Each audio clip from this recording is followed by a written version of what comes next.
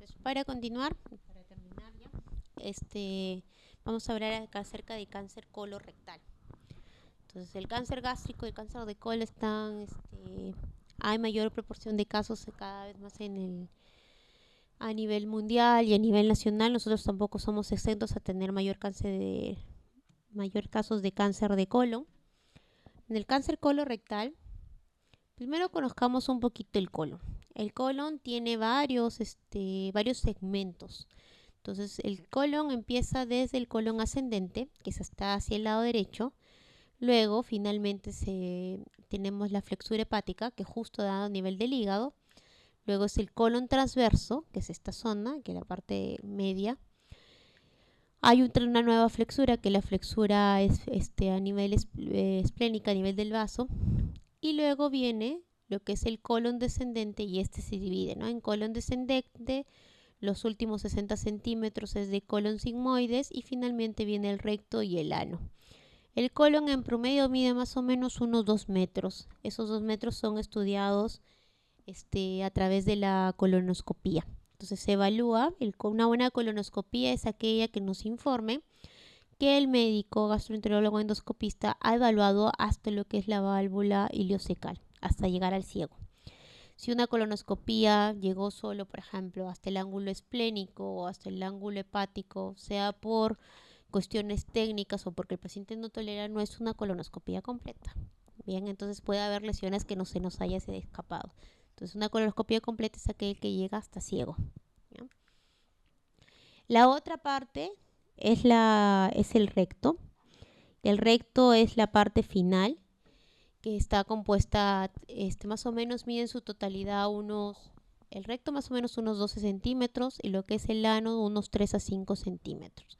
Entonces existe una patología que es diferente a la patología colónica, y el tratamiento también es el cáncer de recto, ¿no? El recto es más o menos unos 12 centímetros de longitud, está confinado en la parte final por lo que es la ampolla rectal, y tiene 3 válvulas rectales, las válvulas de Houston, ¿no? Superior, media e inferior, que están en la zona distal. El cáncer colorectal, como el cáncer gástrico, ha aumentado con el tiempo, y a diferencia del cáncer gástrico, es un cáncer que vemos más en países desarrollados. Es por el estilo de comidas y el estilo de vida. Entonces es una enfermedad usualmente de países industrializados, es decir, unos países que están desarrollados. Tiene una tasa mundial de mortalidad de 8 pacientes por cada 100.000 habitantes, y la prevalencia en Estados Unidos y Europa va de más o menos de 25 cada 100.000 habitantes. Es muy baja la incidencia en África, que como vemos es un país casi no industrializado, que es casi 3.9, la mitad de lo que vemos en los países industrializados. Esto es un gráfico que lo tomamos del INEM del 2013, que es la guía práctica de cáncer de colon, en lo cual vemos la incidencia cómo ha cambiado en el Perú, ¿no? En el Perú, por ejemplo, la incidencia para el año 97 en Lima metropolitana para hombres era de 4 por cada 100.000 habitantes, y para mujeres 5 cada 100.000, casi igual entre hombres y mujeres, no había mucha diferencia de género. Y la mortalidad asociada va de 2.5 a 3. Existen estudios de algunas ciudades, aquí estamos nosotros, Trujillo. En los hombres la incidencia más o menos es 3.8 y en las mujeres 3.2 por cada 100.000 habitantes. Y en la mortalidad es casi parecida, es de 2.4 cada 100.000 habitantes. Entonces lo que vemos es que el cáncer, con respecto al cáncer de colon, con respecto a la epidemiología, tiene una cierta prevalencia en hombres, que es 1.321. Como vemos, no hay tanta diferencia como en el cáncer gástrico, es casi igual entre hombres y mujeres. ¿En cuál predomina? Predomina el cáncer gástrico a nivel distal, que ya veremos más adelante por qué. Aumenta el riesgo de cáncer colorectal a partir de los 40 años, siendo la media en los diferentes estudios más o menos entre unos 65 a 67 años. El 90% de pacientes diagnosticados de cáncer colorectal son mayores de 50 años. Y la raza usualmente son en europeos y en americanos. Como en el cáncer gástrico, están involucrados varios factores de riesgos. Dentro de ellos están los factores de riesgos ambientales, incluyen los estilos de vida y además de los factores hereditarios. Dentro de los estilos de vida están las dietas ricas en grasas, baja en fibra y en ácido fólico y la alta ingesta de carnes rojas. Entonces, por eso lo vemos en los países industrializados. Vemos que la obesidad también ha incrementado en los países industrializados, sobre todo en Estados Unidos, porque tienen una dieta muy rica en grasas, ¿no? Casi verduras y frutas consumen muy poco. La otra es la obesidad. Como ya lo hemos mencionado, la obesidad se dice que tendría alguna influencia en lo que es la manifestación de pólipos y la progresión de estos pólipos. Como veremos más adelante, del cáncer colorectal sí guarda una relación estrecha en lo que la mayoría de cánceres se generan primero de un pólipo. Este pólipo degenera, se vuelve un pólipo maligno como un adenoma y finalmente se convierte en cáncer. El otro factor de riesgo asociado es el tabaco, el consumo de tabaco. El riesgo de morir por cáncer colorectal es mayor entre aquellos que fuman durante más de 20 años. Bien. Dentro de los factores hereditarios sería el espectro de susceptibilidad genética. Es decir, hay algunos desórdenes, como vemos, que son las poliposis adenomatosas familiares que tienen componente genético al 100%. Entonces, en ellos pacientes habría cierto componente hereditario. Entonces, las formas de presentación de cáncer colorectal son 4. La más frecuente es el cáncer colorectal esporádico, que se da en un 80% de los casos. ¿Qué quiere decir? Aquella que no hay ciertamente un componente genético. Las otras 2, como vemos, son los cánceres que tienen cierto componente hereditario. Pueden ser aquel polipósico o el no polipósico, que entre ellos más o menos dan un 20-25% de los cánceres colorectales. Y el otro es que está asociado a enfermedad inflamatoria, que antes la enfermedad inflamatoria ni se conocía, se decía que casi en el Perú no había, pero ya tenemos casos de enfermedad inflamatoria que son las colitis ulcerativas y la enfermedad de Crohn, y que está asociado más o menos a 1 a 2% también del cáncer colorectal. Entonces, como vemos, el componente hereditario y familiar, que todo tiene que ver más con las poliposis adenomatosas y no polipósicas, sobre todo está el componente genético, como vemos aquí. Sin embargo, lo que más vemos es cáncer colorectal esporádico, que da un 80% de los casos más o menos, y que sobre todo tienen que ver los componentes, además de genéticos, ambientales, a diferencia de lo que es los poliposis familiares. Entonces, el cáncer colorectal esporádico se origina de adenomas preexistentes. Sigue la línea. Adenomas que finalmente progresan y se convierten a cáncer. Se da en pólipos adenomatosos, que son lesiones comunes. Y si nos ponemos a ver en las necropsias, se han hecho estudios, se dan un 35-50% de las necropsias. Es decir, son comunes. Y en pacientes asiáticos se dan un menor porcentaje de 10-15%. El riesgo de desarrollar cáncer en estos pacientes que tienen pólipos adenomatosos fluctúa, algunos dicen el 5%, otros dan cifras mayores. Entonces los pólipos, como vemos, nos dicen que sí, que pueden progresar con el tiempo hacia cáncer colorectal. Entonces, al igual que el cáncer gástrico, existen pólipos no neoplásticos, que son netamente benignos, y pólipos neoplásticos. Entonces, los pólipos no neoplásticos son aquellos hiperplásticos, igual como en el cáncer gástrico, que son regenerativos, son pólipos inflamatorios o que son amartomatosos, y los pólipos neoplásticos son aquellos adenomas tubulares, los vellosos y los túbulo-vellosos. Los más frecuentes son los tubulares, más o menos en un 70%, los vellosos en un 10% y los túbulo-vellosos en el otro 10-15%. Entonces, aquí en este cuadro podemos ver el riesgo de transformación maligna de estos pólipos que le hemos mencionado.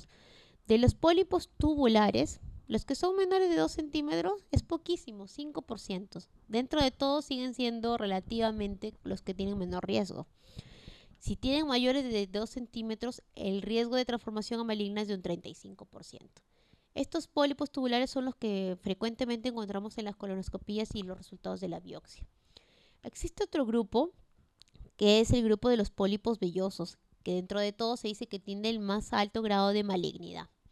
Entonces tenemos los menores de 2 centímetros, más o menos un 40% de los casos se convierten o se transforman en una lesión maligna como un cáncer. Y los mayores de 2 centímetros es un 53% que llegan a cáncer. Es decir, que es alto, ¿no?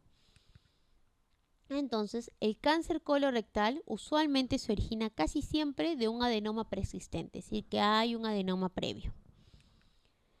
Esto son imágenes, por ejemplo, de diferentes pólipos que podemos encontrar. Acá hay un pólipo, es otro tipo de lesión. Esta lesión es mucho más grande y estas lesiones son pediculadas, ¿no? Tienen como un tallito. Entonces, ¿cuál es el desarrollo molecular del cáncer colorectal? Usualmente el cáncer comienza como un pólipo adenomatoso, es decir, que tiene componente neoplásico. Aumenta el riesgo según el número de pólipos que encontremos. A mayor número, mayor riesgo. Este tejido adenomatoso poco a poco va progresando, va produciendo más cambios, va produciendo displasia de leve grado, luego displasia de alto grado, carcinoma in situ y finalmente carcinoma, y puede convertirse finalmente en un carcinoma colorectal. Para que pase todo esto, desde que comiencen como un adenoma, se dice que han pasado más o menos 10 años en promedio.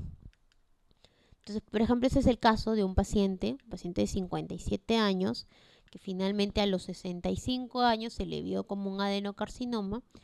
Vemos cómo el epitelio se fue siguiendo en este paciente, tenía un epitelio normal, y en él podemos identificar algunas mutaciones, la parte genética.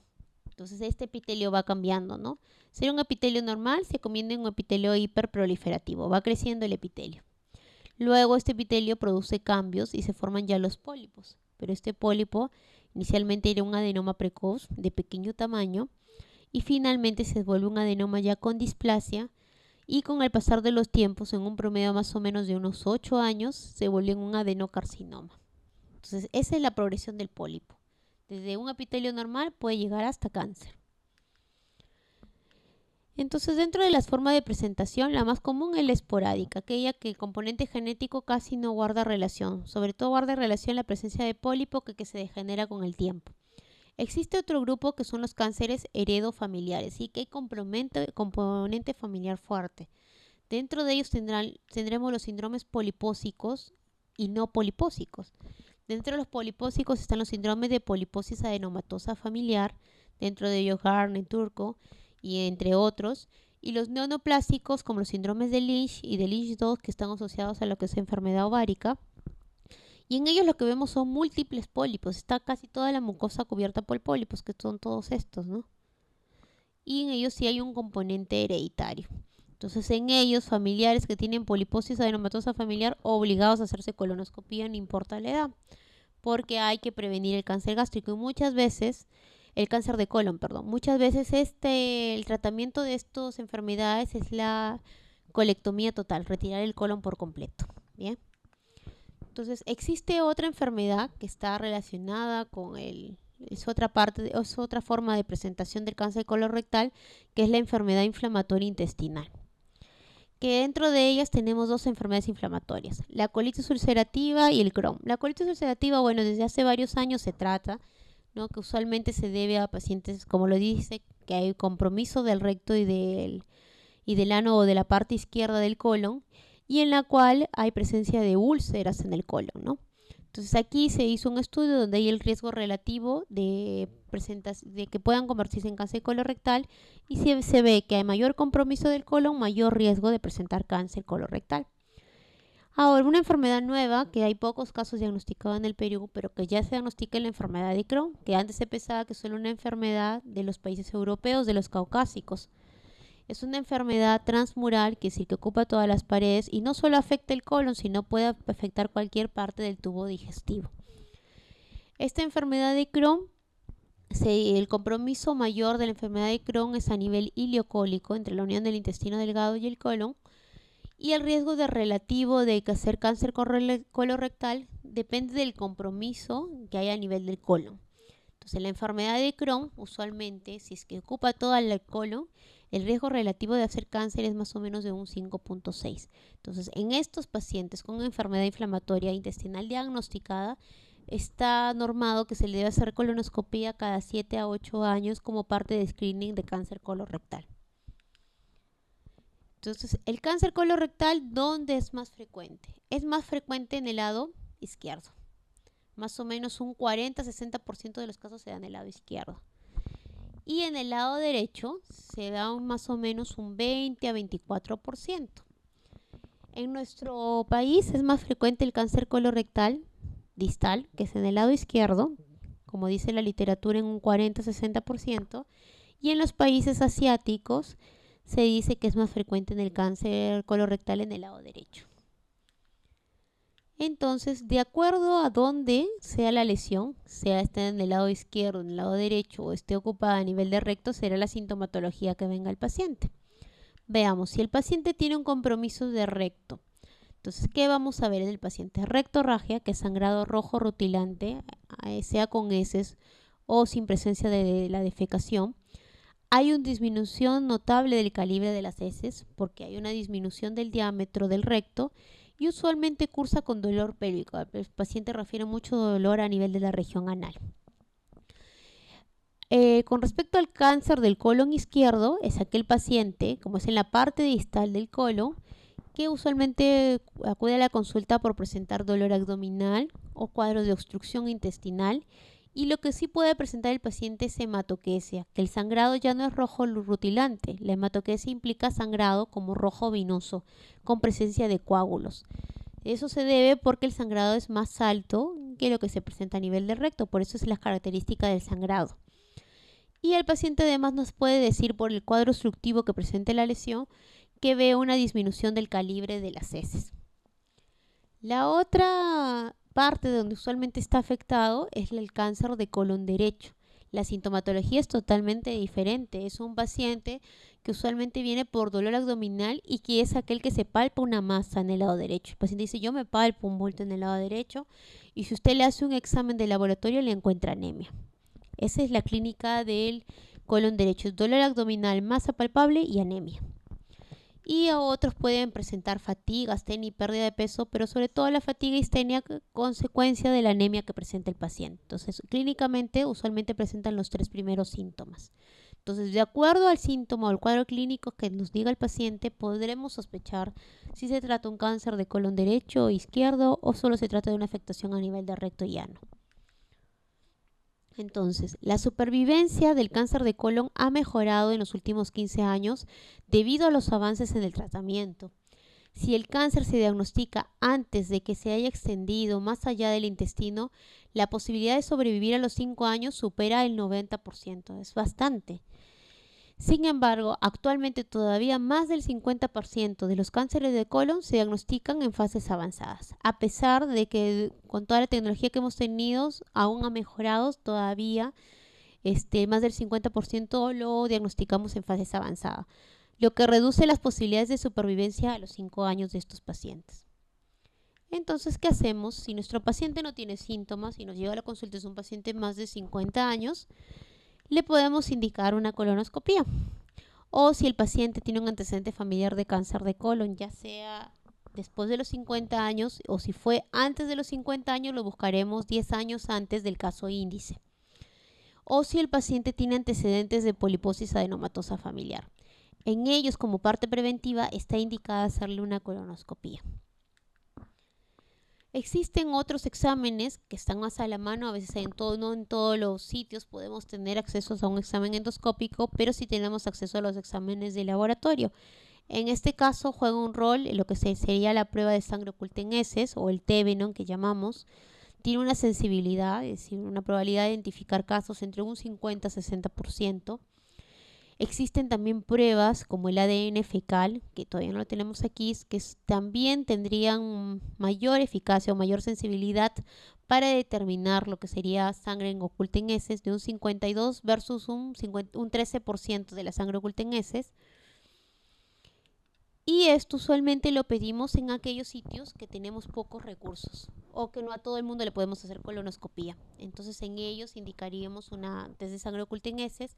Para eso hay que pedirle al paciente que haga una dieta adecuada, por lo menos unos 2 a 3 días antes, que no consuma ningún alimento de carnes rojas o alimentos que tengan colorantes rojos que nos puedan confundir con el examen.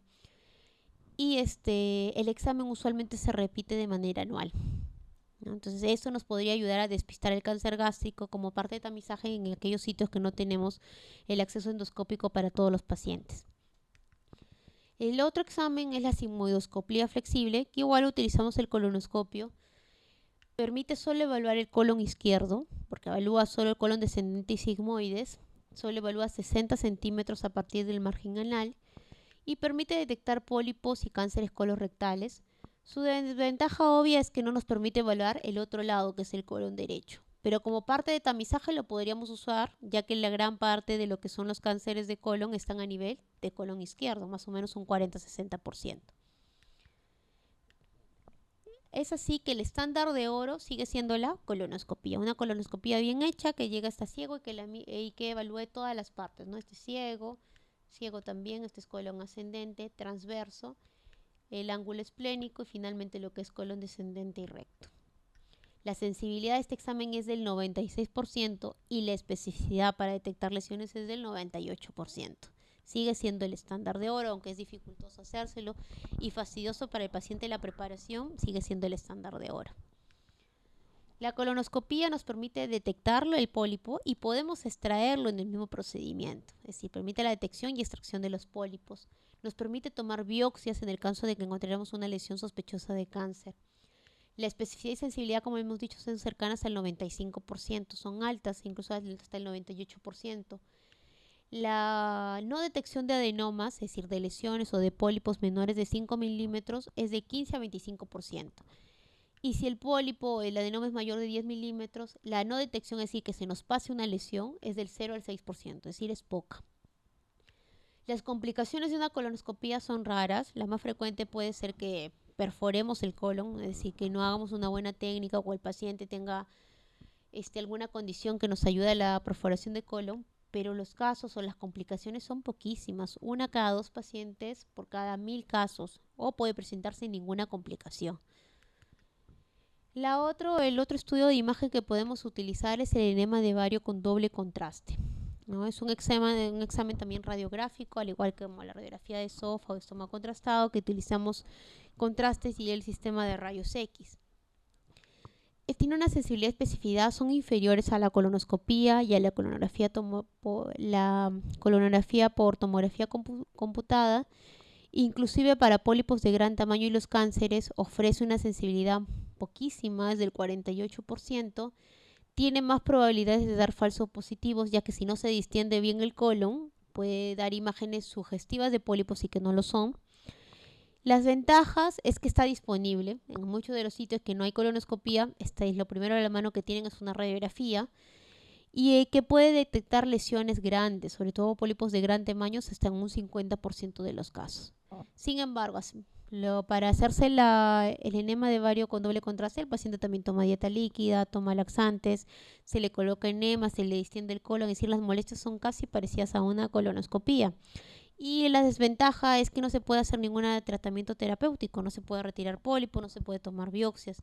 Sí, que tenemos que escoger en algún examen, siempre va a ser la colonoscopía el examen de elección.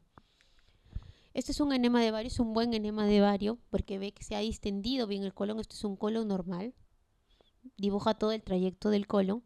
Y aquí, por ejemplo, vemos en colon ascendente que identifica una lesión. Vemos una irregularidad en la captación del contraste, ¿no? Entonces nos permite verla, la diagnosticamos, pero solo quedamos ahí, no podemos hacer nada más, que es la ventaja que nos ofrece la colonoscopía. El otro examen es la colonografía por tomografía computada, que es el paciente que nos dice la colonoscopía virtual. Entonces es un barrido de tomografía, es lo mismo que casi que la radiografía de colon, sino lo que hace es que la reconstrucción sea bidimensional o tridimensional de las lesiones. Entonces no se permite obtener imágenes mejores, pero al final la forma de cómo hacerla es casi lo mismo que una radiografía. Y si bien se la hace, hay imágenes que se les puede escapar y que no las podemos ver, porque a veces son muy pequeñas que no puede captar el contraste a través de esta colonografía virtual. Es una colonoscopía virtual, ¿no? Ve todo el marco colónico y por aquí podemos ver algunas lesiones que son unos divertículos, ¿no? Muy pequeñitos que se pueden ver a través de la colonoscopía. El otro examen que para nivel rectal tenemos es la endoscopía rectal. Es la ecoendoscopía rectal. Igual que la ecoendoscopía gástrica, hay rectal. Se utiliza un traductor y nosotros entramos por la parte de abajo y evaluamos sobre todo la profundidad de la lesión, el T, y evaluamos la presencia o no de ganglios periféricos.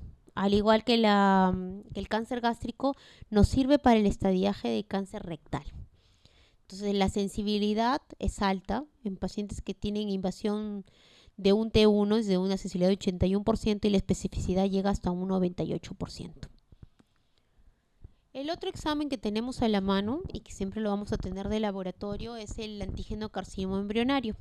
Pero mucho pensamos que si el CA está elevado, el paciente tiene cáncer de colon y no es así. Es solo un marcador que nos ayuda a la parte del diagnóstico y sobre todo nos va a ayudar al seguimiento de los pacientes con cáncer de colon posoperado.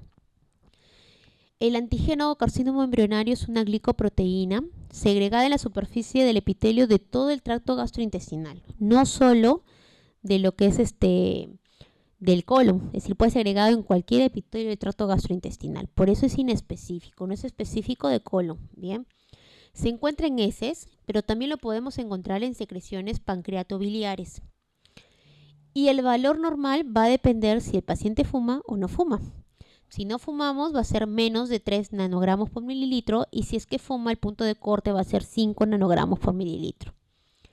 ¿En qué se puede elevar? En el cáncer de colon y de recto sí, se eleva más o menos en un 70% de los casos. Eso quiere decir que hay un 30 a 40% de los casos que no se va a elevar el CA y no significa que no tenga cáncer colorectal. Se puede elevar también en el cáncer de ovario, en el cáncer de páncreas, en el cáncer de estómago y en el cáncer de riñón.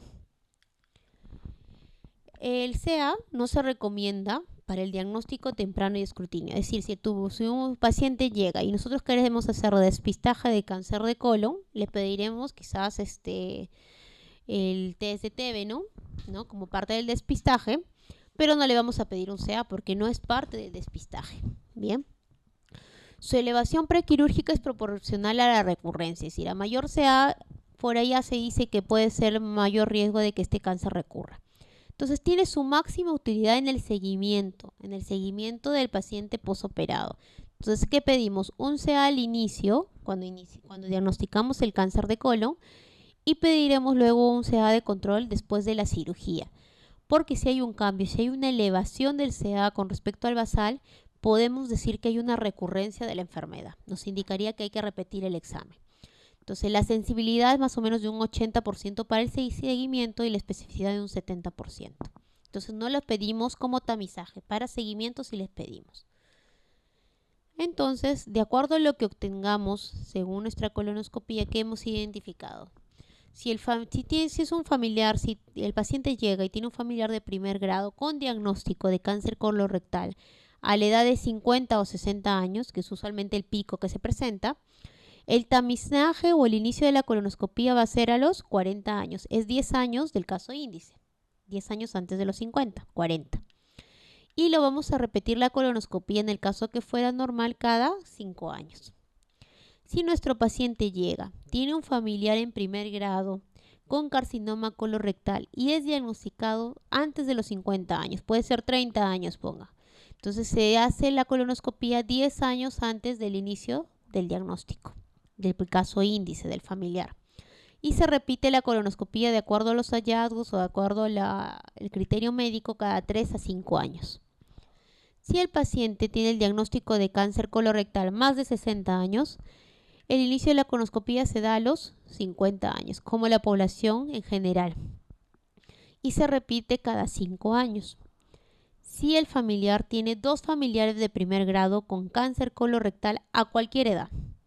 Entonces, a los 40 años o 10 años antes del diagnóstico del primer familiar, del más joven, se hace la colonoscopia cada 3 a 5 años dependiendo de otra historia familiar.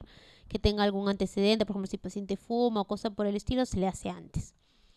Si tenemos 2 familiares en segundo grado, diagnóstico a cualquier edad, a los 50 años, igual que en la población normal. Y si tenemos familiares de segundo grado o de tercer grado con diagnóstico cáncer colorectal o de adenoma, que es decir, son pólipos con alguna lesión premaligna de primer grado, se hace colonoscopia a los 50 años. Entonces, lo que tiene que quedar claro es que a partir de los 50 años tengamos o no molestias, colonoscopia. Si tenemos familiares que han sido diagnosticados cáncer de colon antes de los 50 años, es 10 años antes del caso índice, en este caso del caso del familiar. Entonces, existe un grupo que son aquellos pacientes que tienen bajo riesgo o riesgo promedio de cáncer. Está en ese grupo que le hemos dicho. Aquel paciente menor de 50 años que no tiene historia familiar de cáncer colorectal, sin historia personal, nunca ha tenido pólipos o cáncer colorectal y no tiene enfermedad inflamatoria intestinal asociada. ¿Eso es un paciente de bajo riesgo o es un paciente de riesgo promedio? Entonces, ¿qué haremos en él, en nuestro paciente de bajo riesgo? Podemos hacer, si nuestro paciente ya tiene más de 50 años, colonoscopía cada 10 años. Y si le encontramos un pólipo, le sacaremos el pólipo y volveremos a repetir la colonoscopía a los 3 años. Si no le encontramos pólipo, le hacemos la colonoscopía en unos 10 años después, porque es más o menos el tiempo de progresión del pólipo hacia cáncer. Entonces, si tiene una colonoscopía limpia, poco probable que haga cáncer antes de los 10 años. Si es nuestro paciente de bajo riesgo, le podemos hacer el tamizaje con lo que hemos dicho, el test de TB, ¿no? O si tenemos en otros sitios inmunohistoquímica, que es el ADN fecal, y esto sí lo haremos cada año, ¿no? Y si esto sale positivo, le haremos la colonoscopía buscando la lesión. Y si tenemos un paciente de bajo riesgo y tenemos disponible la sigmoidoscopía flexible, que es la colonoscopía izquierda, se la haremos cada 5 años. Si sale negativa, volveremos a repetirla cada 5 años. Y si sale un pólipo, depende de lo que salga en el pólipo. Si es hiperplásico, es netamente benigno, así que entra dentro de como si fuera un paciente que hubiera salido negativo cada 5 años. Pero si el paciente le encontramos un pólipo, que es adenoma, que es una lesión premaligna o maligna, a él sí le tendremos que hacer colonoscopía, buscando otras lesiones en el lado derecho. Entonces, el tratamiento va a depender del estadio en que se encuentre el paciente. Si el tumor está solo, a veces en el pólipo, entonces bastaría con hacerle una polipectomía y erradicamos el cáncer. O en algunos pacientes, la mayoría de ellos, habrá que hacer tratamiento quirúrgico si no hay metástasis, si este cáncer es resecable o si no está complicado con otras enfermedades. Y en ellos podríamos seleccionar si le damos quimioterapia o radioterapia en el caso de cáncer rectal, que responde muy bien a radioterapia, y cómo va a ser el seguimiento en ellos. Eso es importante en lo que respecta al tratamiento. Entonces, de tratamiento tenemos la terapia endoscópica. Usualmente lo que tenemos para terapia endoscópica es la polipectomía. Es decir, si encontramos un pólipo que tiene un cáncer in situ, a veces basta con la polipectomía, retiramos el pólipo y sanamos la enfermedad. Que sería que tenga muy buena suerte el paciente, ¿no? Pero usualmente no se da. ¿Qué otra la podemos considerar? Usualmente se considera como tratamiento paliativo en el cáncer rectal. Aquel paciente que ya no podemos hacer nada, que está muy comprometido, que hay metástasis y que no le ofrecen darle radioterapia ni tratamiento quirúrgico y el paciente sangra porque hay una lesión evidente a nivel de recto, lo que podemos hacer es aplicar fotoablación con láser, que es el argón plasma, y podemos quemar la zona donde está sangrando, ¿no? Para evitar sobre todo el sangrado y mejorar un poco la calidad de vida del paciente. Más no es tratamiento curativo, solamente es paliativo. Entonces, dentro de lo que es el tratamiento curativo, tenemos la polipectomía, ¿no? Que es que la cuestión de retirar el pólipo, y hay técnicas endoscópicas que usualmente inyectamos en la base del pólipo, es decir, alzamos el pólipo de manera que nos aseguramos que retiremos todo el pólipo y con unas asas cortamos el pólipo. Y todo se hace de eso por vía endoscópica. Por eso la colonoscopía es importante y es útil, porque durante el mismo procedimiento, si tenemos la alta sospecha, lo sacamos y lo mandamos a estudiar. Entonces, este es un tratamiento, este es un pólipo que nosotros usualmente hacemos, inyectamos y sacamos la lesión que tenemos. Entonces, el tratamiento va a depender del estadio de la lesión. Y para el estadio de la lesión, igual que el cáncer gástrico, vamos a utilizar la tomografía para evaluar las lesiones a distancia. Y en el caso del cáncer de recto, veremos lo que es la resonancia magnética para que nos evalúe mejor la zona pélvica. Entonces, el estadio del cáncer de colon va desde estadio 1 hasta estadio 4 y la supervivencia a 5 años varía de acuerdo al estadio que encontremos al paciente. Vemos que si el paciente tiene un estadio 1, el porcentaje de vida a los 5 años llega hasta un 100%, es decir, casi todo el mundo se cura. Bien. Si el paciente tiene un estadio 4, que significa que hay compromiso de órganos a distancia, entonces la supervivencia a 5 años más o menos solo va a ser del 15%. En general, el cáncer de colon dentro de los cánceres gastrointestinales son uno de los que tienen mejor pronóstico, porque se diagnostica usualmente cuando hay pólipos o cuando todavía el tratamiento quirúrgico tiene opción de supervivencia mayor. Por ejemplo, miren, hasta estadio 3, el estado de supervivencia a 5 años es del 70%. Es decir, es bastante bueno a diferencia del cáncer gástrico. El estadio 0-1, el tratamiento es quirúrgico o hasta con tratamiento endoscópico. Nos quedamos ahí, la supervivencia es 100%. El estadio 2, utilizamos usualmente cirugía más quimioterapia complementaria. Y en el estadio 3 utilizamos cirugía más quimioterapia complementaria, casi lo mismo. Y en el estadio 4 se utiliza muchas veces la cirugía, pero como cirugía paliativa, porque el paciente a veces está obstruido y hay que ofrecerle algo, porque no puedes morir por ser una obstrucción. Entonces a veces se le pone una bolsa de colostomía y también se le ofrece quimioterapia paliativa, ya que la quimioterapia paliativa en cáncer de colon ha demostrado mejorar la supervivencia del paciente, ¿no? Sobre todo los años de vida que vive. Por ejemplo, un paciente con estadio 4 que no le ofrecemos quimioterapia, la supervivencia sin quimioterapia es de 6 a 8 meses. Es bajísima. Pero si le ofrecemos la quimioterapia, tiene una supervivencia que puede llegar hasta 2 años. Sí que es notablemente la diferencia. Entonces, el carcinoma colorectal también va a depender de qué tipo de cáncer es. Usualmente todos los cánceres son adenocarcinomas, al igual que el gástrico. Este también es adenocarcinoma y más o menos se da en la supervivencia a los 5 años es del 70%. Los otros tipos de cánceres, según el tipo histológico, como el mucinoso y las células en anillo de sello, la supervivencia es menor. La célula en anillo de sello, al igual que como también se da en el cáncer gástrico, la supervivencia es bajísima, es del 28%, porque es mucho más invasivo, es agresor, a diferencia de lo que es el adenocarcinoma, que la supervivencia es mejor, los datos son más adelantadores. Entonces, sobre todo en el cáncer de colon, el mensaje es que el cáncer de colon y recto es evitable, que puede curarse, es más eficaz si se detecta a tiempo. Como vemos, la supervivencia puede llegar hasta un 100%, que no es nada despreciable, y juntos vencemos el cáncer de colon. Entonces, para el cáncer de colon incluso existe ya un Día Mundial de Cáncer de Colon, ¿no? Que está estipulado, que es el 31 de marzo. Entonces, lo que busca es concientizar y sobre todo tomar las medidas preventivas, que al igual que el cáncer gástrico, el despistaje debe iniciarse a partir de los 50 años y antes si tenemos algún familiar con cáncer de colon que ha fallecido antes de los 50 años o que se diagnosticó antes de los 50 años. Bien, es todo. Doctora, el término hematoquesia es igual que melena. No. Melena es el sangrado digestivo que usualmente nos indica que hay una hemorragia digestiva alta, en más o menos hasta el 90% de los casos. La melena se traduce como el sangrado a nivel de las heces, que es un sangrado negro, como la brea, maloliente, y usualmente es pastoso. Es decir, no son sólidos, son pastosos. Esa es melena. ¿Y qué nos indica? Que el sangrado viene por encima del ángulo de Trace, así por encima de entre la segunda y tercera porción de dona, por encima. ¿Por qué? Porque melena implica que la sangre está digerida. Entonces, para eso tiene que haber sido en el tracto digestivo alto. Eso es melena. Hematoquesia es sangrado que nos implica usualmente el sangrado que es de intestino delgado, entre la parte de yeyuno y ilio, si la digestión es rápida, o usualmente la hematoquesia nos implica que es sangrado a nivel colónico.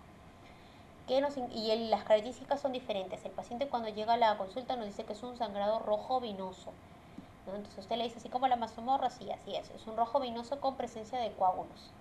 Entonces, ¿por qué es rojo vinoso? Porque el sangrado es más o menos del colon, ¿no? Entonces ha digerido parte, ha pasado hasta que pase los metros, es una parte digerida, pero sigue siendo rojo vinoso.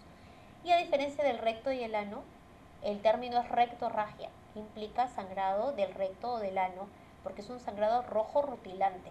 Es como si nos hubiéramos cortado la mano, recién usted le dice, ¿es como si nos hubiéramos cortado la mano? Sí, así le va a decir el paciente, rojo rutilante. Y usualmente no hay presencia de coágulos, a menos que el paciente tenga una lesión que esté espinosando, y a veces puede haber coágulos porque se estanca ahí la sangre y le puede haber presencia de coágulos. Entonces son las diferencias. Porque la hematemesis siempre Claro, la hematemesis siempre salta como un con café. los pozos de café. Ese es hematemesis. Hematemesis y melena, hematemesis siempre salta la hemorragia. Melena casi un 90% es alta, porque podemos ver melena a veces en pacientes con cáncer de colon. ¿Ya? Y sigue Digamos siendo. que el otro La no es tan oscuro. Claro, ¿ya? Entonces, Es como un sangrado de menstruación. claro, sí. Entonces, eso podemos ver. Entonces, hematemesis siempre es alta y melena, casi el 80-90% es por hemorragia digestiva alta. Hematoquesia rectorragia, hemorragia digestiva baja. Eso es importante.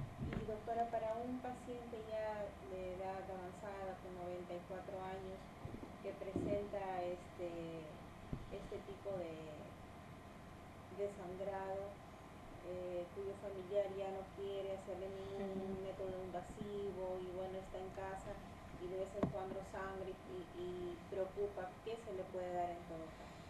Bueno, yo usualmente en pacientes ancianos que el pronóstico es malo, sea por cáncer gástrico, el paciente puede seguir sangrando.